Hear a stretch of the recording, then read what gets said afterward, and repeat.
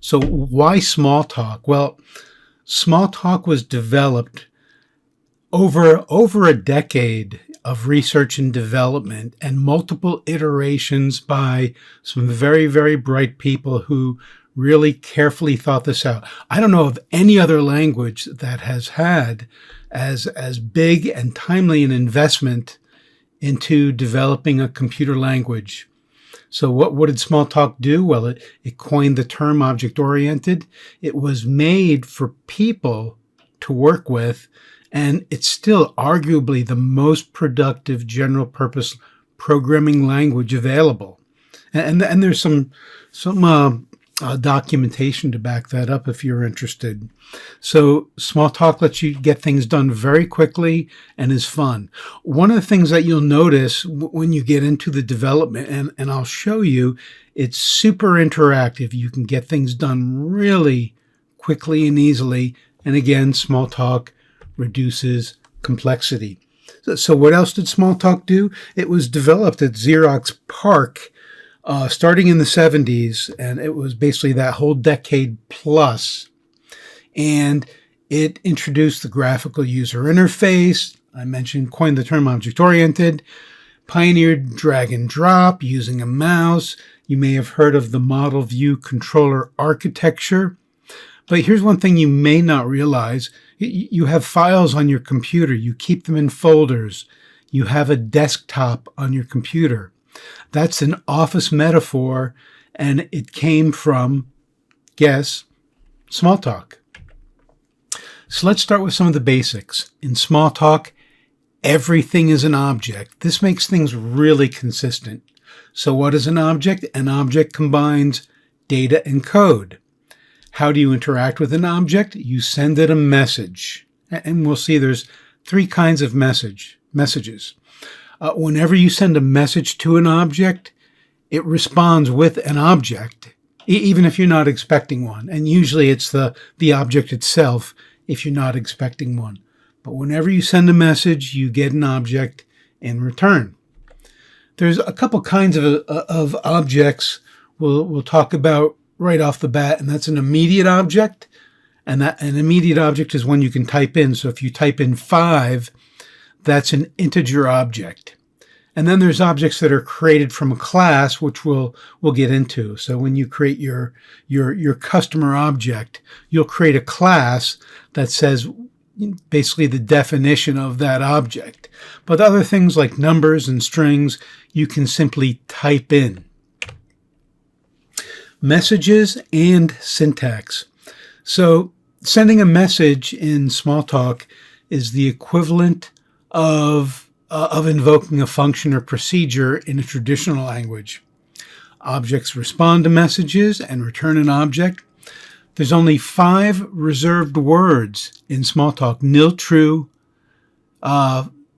false, self, and super. You might say, well, why? How do you do things like control structures? Everything's done with messages. And that's part of the beauty, too, because a lot of the messages you get to name. So basically, you can dictate how your code reads. And that's very powerful. 3 kinds of messages: unary, binary, and keyword. And let's take a look right here. And we'll go later and we'll put this in a workspace. Here's an integer object. You can type in 5, odd. And that's a unary message. And if you highlight this and do it, it will say true. This is a binary, and binary messages are 1 or 2. And largely, it's almost a syntactic sugar to be able to do math comfortably.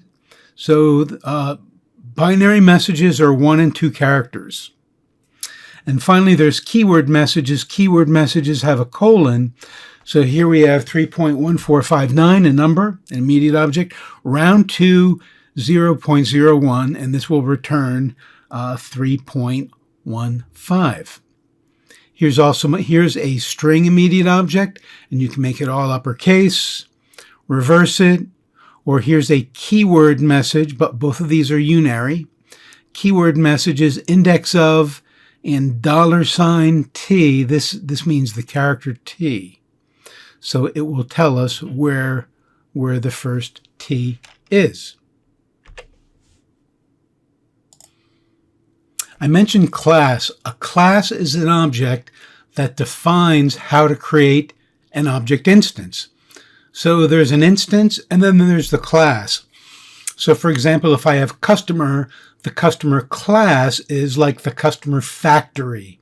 And I'll talk to the factory and create instances of the actual customers. So each customer may have a name, address, and phone number, and each one will be an instance. But the class, the factory, is how I create them. And you can tell the factory starts with a capital letter. So one factory, lots of instances. So that's when we look at the definition of a class, we'll see two sides. One that says how the factory behaves, and one that says how each instance behaves. And we'll have an example in a follow-up video of creating and using a customer object. Variables. So variables, there's multiple types of variables, but again, we're keeping things simple. The basics you need to know is that local variables start with a lowercase letter, and shared variables start with an uppercase letter. And the local variables you'll see most frequently are instance variables. Instance variables are local to the object. So any method in that object can refer to that instance variable, and temporary variables are available to that method. A method is the equivalent of a function or procedure. Execution. How is it executed? Well, you go left to right, things in parentheses first, then all the unary, all the binary, and then all the keyword. That is the execution order for Smalltalk. A few other important things you'll need to know. Assignment is done with colon equals, so x gets 5, looks like this, x, and we can tell it's lowercase, so that's it's a local variable. X is assigned 5, period. So statements end with a period. If you want to return an object, remember you send a message, you get an object back.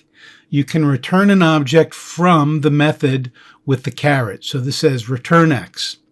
White space doesn't matter, so you can have it all on one line or spread out if there was some reason. Literal objects are things that you can type in. 5, the string ABC, the character uppercase T. And comments in your methods are done with double quotes. So let's look at a mini example. This is a class, ordered collection, and that's a type of data structure. It's a collection of an ordered collection of objects. So I can say numbers is assigned ordered collection new, unary message. Numbers add 5. This is a keyword message, period. Numbers add 7. Then I can say n is assigned number size. So n will be 2. Nums gets array new.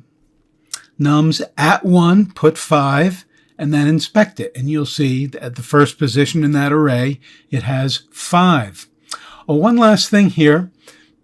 Between the vertical bars, this is how I define my temporary variables. So numbers and n, both lowercase, start with a lowercase, and most importantly, these are temporary variables, and nums down here is a temporary variable.